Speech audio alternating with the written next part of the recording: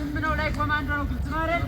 ወረድ ስራ ኮማንዶ ኮማንዶ ግልጽ ነው። አች አች ኮማንዶ አች ኮማንዶ አች ኮማንዶ አች ኮማንዶ አች ኮማንዶ አች ኮማንዶ አች ኮማንዶ አች ኮማንዶ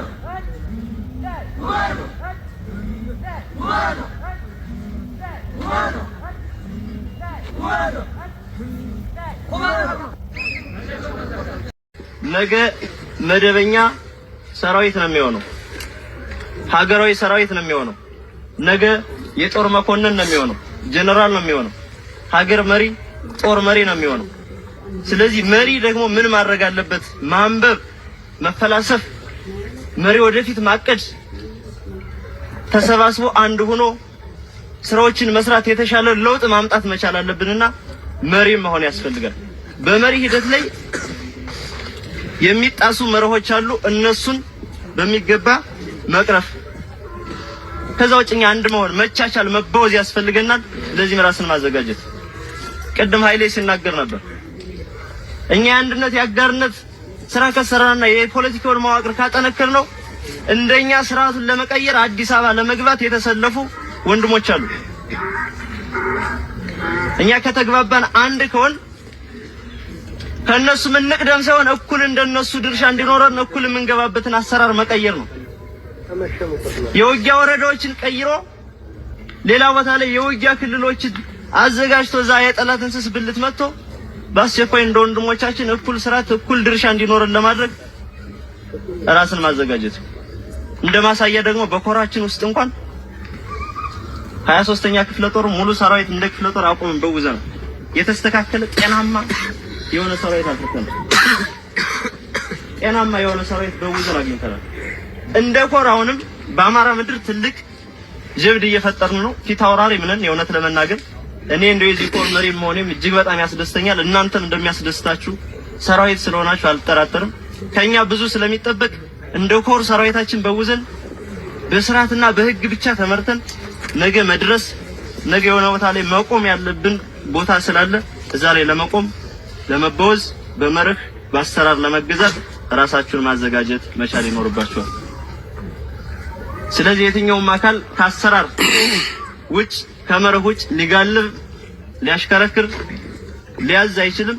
በመርህና በህግ እንድትገዙ ተቋማችሁ እንድትጠብቁ የእውነት ለመናገር አላማችን አንድና አንድ የተበደለውን ህዝብ ከባርነት ከጭቆና ማውጣት ነው። አሁንም በእኛ አካሄድ አሮንቃ ውስጥ የገባውን ህዝባችን ነፃ ልናወጣበት የምንችለውን ምርጫ መርጠን በአሰራር የተመሰረተ ተቋም በአላማ የታነጸ ተቋም ገንብተን መሻገር መቻል አለብን። ይሄ የኔ አደራ ነው። ከዛው የተስተካከለ አቋም እንዲኖረን ነገም ከነገ በኋላም እንገናኛለን። እናንተም ለመገናኘትም ግዳጆችንም ለመፈጸም ራሳችሁን አዘጋጁ ነው። ስለነበረን ቆይታ ሰሞኑን ስላገኘነው ትልቅ ለውጥ እጅግ በጣም አመሰግናለሁ። ሰላም ሁኑ። ሰላም ሰንብቱ። አርበኛ ኮማንደር አረጋለባቸው ህብረት ሰላም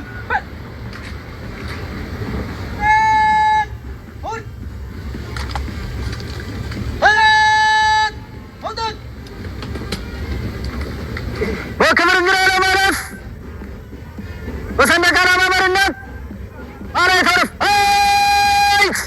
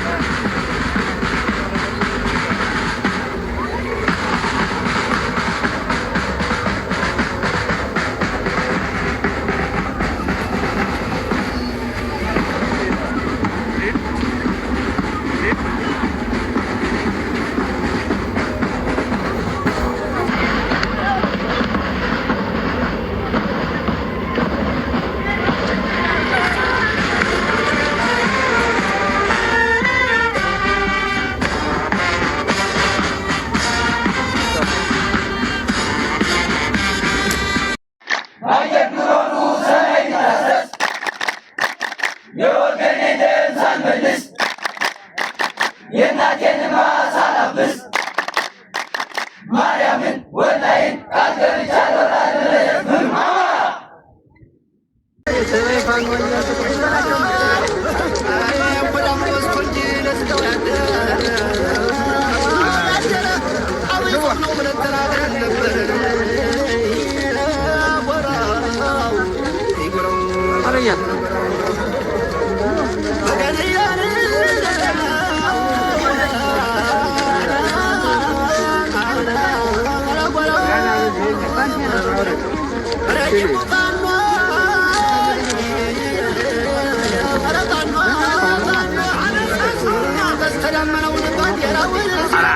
ለፍልፎ ይወጣል ኮከቡ ላይ ያለው አጋንንቱ መንፈስ ይጎረው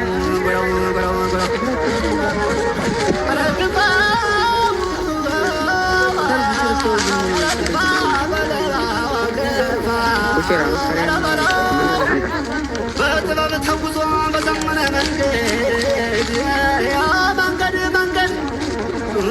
በጥበብ ተጉዞ በዘመነ መንገድ አሳምነው ፋኖ የፋሽስቱ ጎረው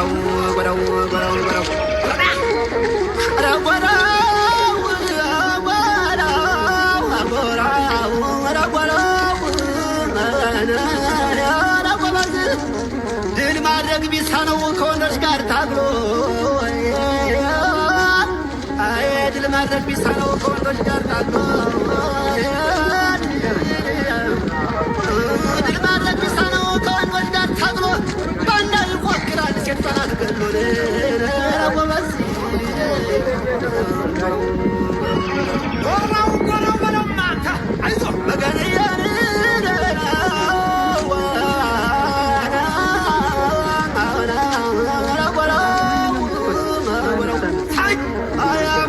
ተቀብሎት ጾምና ጸሎቱን አምላክ ተቀብሎት ጾምና ጸሎቱን በላይ አድርጎ ሰጠው ለጎጃም ዝናቡን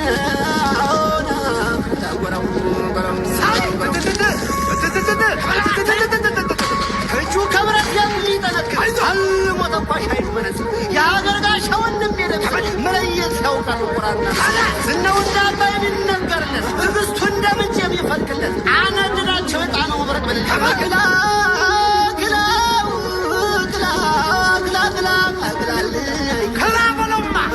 ከላይ ካልታደሉት የነፍጠኛን ሚስጥር ከላይ ካልታደሉ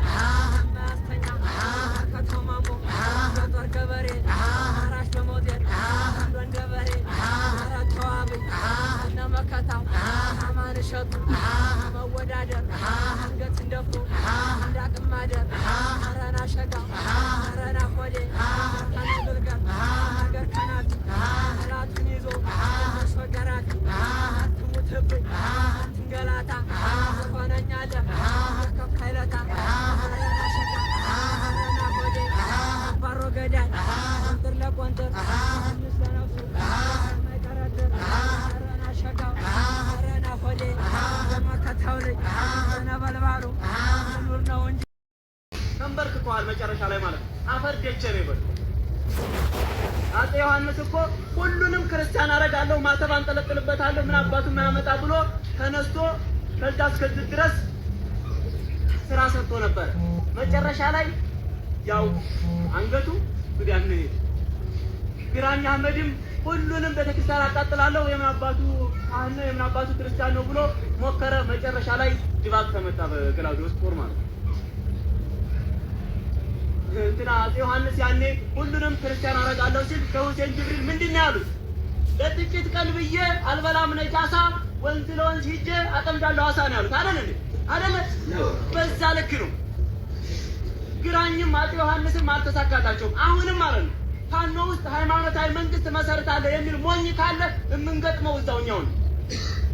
በፍጹም አይቻልም። እኛ የምንሞተው ማለት ነው ለክርስትና ወይ ለእስልምና አይደለም፣ ለአማራ ህዝብ ነው። የአማራ ህዝብ ደግሞ ሙስሊምም ነው፣ ክርስቲያንም ነው፣ ፕሮቴስታንትም ሊሆን ይችላል። ከዛ እንደገና ደግሞ እንደነገርኳችሁ በዋርካም ሊያምን ይችላል፣ በተራራም ሊያምን ይችላል። ጉዳይ አይደለም ማለት ነው። የእሱን ነፍስ የምትጠየቅበት ቦታ አለ አይደል እንዴ? ግን እንደ አማራ ማንነታችን አንተ ሽንታም አማራ እየተባለ የሚገረፍ ወንድም አለ እስር ቤት ማለት ነው። እንደዛ እኮ ነው የሚገርፍ። አንተ ሽንታም አማራ እያሉ ማለት ነው። አማራን እየተሳደቡ አዲስ አበባ መግባት እንዳንችል አዲስ አበባ አሜሪካና አውሮፓ እንድትመስለን ሁሉ አድርገውና መንገድ እየቆረጡ ማለት ነው። ተሳቀው ነው የኛ ወንድሞች የኛ ቤተሰቦች ወደ አዲስ አበባ የሚሄዱ። በዛ ልክ ነው። እንደዚህ ተዋርደን መቀጠል ስለማንችል ጥርሳችንን ነክሰን የምንታገለው ለሆነ ሃይማኖት ሳይሆን ለአማራነት ነው፣ ለአማራ ህዝብ ነው እየታገልን ያለን። ምንም አይነት ሃይማኖታዊ አጀንዳ የለንም። አጀንዳ አለኝ የሚል ኩማን ካለ መጨረሻ ላይ ተሸናፊ ውስጥ ነው። በነገራችን ላይ እኛም ጥይትና የምናዋህደው መጀመሪያ ላይ በሱ ነው። ይህንን እንድታምኑ እንድትረዱን እንፈልጋለን። እደግመዋለሁ፣ ሃይማኖታዊ አጀንዳ የለንም። አጀንዳችን የአማራን ህዝብ አጠፋለሁ ብሎ የመጣውን ኃይል እሱን ማጽዳትና አማራን መከላከል ነው። አማራን ከጥቃት መከላከል። ከዛ በኋላ እኛ ልንገራችሁ የተለማመድ የተረኝነት እሳቤ የለንም። ለምሳሌ እኛ መንግስት ስንሆን ኦሮሞን አዲስ አበባ አትገባም፣ ወደ ደብረ ብርሃን አታልፍም፣ ከዚህ ትፈናቀላለህ፣ ከዚህ ትለቃለህ የምንልበት ምንም ምክንያት የለም። ሰው የምትሸት ሀገር እንድትኖር ነው የምንፈልገው። አማራ ብሎ እየተኮሰብን ያለ ኃይል አለ። ያንን እናሸንፋለን። ከዛ በኋላ ኢትዮጵያን የሁሉ ለሁሉ ሀገር እናረጋታለን። የትኛውም ኢትዮጵያዊ በፈለገበት ቦታ ሂዶ ሀብት ንብረት የማፍራት ቤተሰብ የመመስረት እና የመኖር ነፃነት እንዲሁም መብት እንዲኖረው ነው እኛ የምንታገለው። ለሰውነት ነው የምንታገለው። ተረኛ ልንሆን አይደለም። እኛ ካሸነፍ ነገራውን እንፈልጣለን እንቆርጣለን ማለት አይደለም ማለት ነው። በዚህ ልክ ነው እየታገልን ያለን። በተረፈ በእናንተ በኩል የምንፈልገው አንድ ነገር አለ። ለምሳሌ እነ በላይ ዘለቀ ሲዋጉ ጎተራ የሚገለብጥ ክምር የሚያቃጥል ሌባ ነበር። ሌላው ለሀገር ይዋጋል፣ እሱ ደግሞ ሰፈር ለሰፈር ጥፋት ያጠፋል። አሁንም ማለት ነው እኛ ወደፊት ስንዋጋ አመመኝ እናቴ እንድሆና እያለ አስፈቅዶ ይመጣና ሰፈር ለሰፈር ግብር ሊሰበስብ እንደገና ብዙ ወንጀል ሊፈጽም ሊዘርፍ የሚንቀሳቀስ ማፊያ አለ። በነገራችን ሌላ ቦታ ጥርና ቤሱቶ ይመጣል ፋኖ ስልክ ብቻ ደውለን እከሌ የሚባል ፋኖ መጥቷል ማለት ነው የሚጠበቅብን። ከዛ አባት አርበኞች መጥተውብን ያረጉታል ማለት ነው። በቃ ባለፈውም ያደረጉት እንደዚህ ነው። በዚህኛው ቀጠና መካነ ሰላም። ስለዚህ አሁን እኛ የምንፈልገው ምንድነው? ከእናንተ ራሳችሁን በራሳችሁ እንድታስተዳድሩ። ለምሳሌ ማለት ነው የሀገር ሽማግሌ አለ፣ የምናከብራቸው የሃይማኖት አባቶች ሸሆች፣ ቄሶች አሉ። ከነሱ በላይ የሚሆን ጉዳይ አለ እንዴ? ለምንድን ነው ቀጥታ ሰውና ሰው ሲጋጭ ባልና ሚስትም ሲጣላ እየበረረ ፋኖ ጋር የሚመጣ? ፋኖ ጋር እኮ አሳማዎች አሉ። በነገራችን ሁሉም ንጹህ አይደለም። እነዚህ አሳማዎች ከማስታረቅ ይልቅ 5,000 ብር ይቀበላሉ። ሽማግሌ እኮ በአማራ ህዝብ ባህል ሰማይ ቢቀደድ ይሰፋል አይደል? ታዲያ ከሽማግሌና ከሃይማኖት አባት በላይ የሚሆን ጉዳይ እንዴት ነው ሊገኝ የሚችለው? ስለዚህ ካሁን በኋላ የውስጥ ችግራችሁን በውስጥ ትፈታላችሁ። በዘመድ ዳኛ፣ በሀገር ሽማግሌ፣ በሃይማኖት አባት እዚሁ አድርጋችሁ ስር ቁጭ ብላችሁ ወይንም ቤታችሁ ትፈታላችሁ ችግራችሁ። ከዛ ካለፈ ወደ ቀበሌ ማህበራዊ ሸንጎ ይተላለፋል ማለት ነው። የቀበሌ ማህበራዊ ሸንጎ ደግሞ ማለት ነው ንጹህ መሆን አለበት። በነገራችን ላይ እኛ መሮናል ማለት ምን ማለት ነው? ከፊት እየሞትን ከኋላ ህዝባችንን የሚዘርፍ ሆዳም መሸከም አንችልም። ካሁን በኋላ እንመጣለን። ግልጽ ነው። በቃ ድሃ የሚበድል ፍርድ የሚያጓድል ሰው የእኛ አይደለም። እኛ የምንሞተው የአማራ ህዝብ ማህበራዊ ረፍት እንዲያገኝ ነው። እንዳይዘረፍ፣ እንዳይንገላታ ነው የምንፈልገው ማለት ነው። አግባብ ያልሆነ ነገር እንዳይሰራ እንፈልጋለን። ስለዚህ የቀበሌ መዋቅር ዛሬ በስርዓት እንፈትሻለን። የበላውን እናስገባለን። ንጹሖችን በዛው ባሉበት እንዲሰሩ እናደርጋለን። የማይረባውን ልፍስፍሱን ደግሞ እንቀይራለን ማለት ነው። ከዛ እዚህ ቀበሌ ውስጥ የሚፈጠር ማንኛውም የአስተዳደር፣ የጸጥታ፣ የፍትህ ጉዳይ ቀበሌው ይፈታል ማለት ነው። ወደ ፋኖ መምጣት ያለበት ከቀበሌ መዋቅሩ በላይ የሆነ እና ከንዑስ ወረዳ መዋቅሩ አቅም በላይ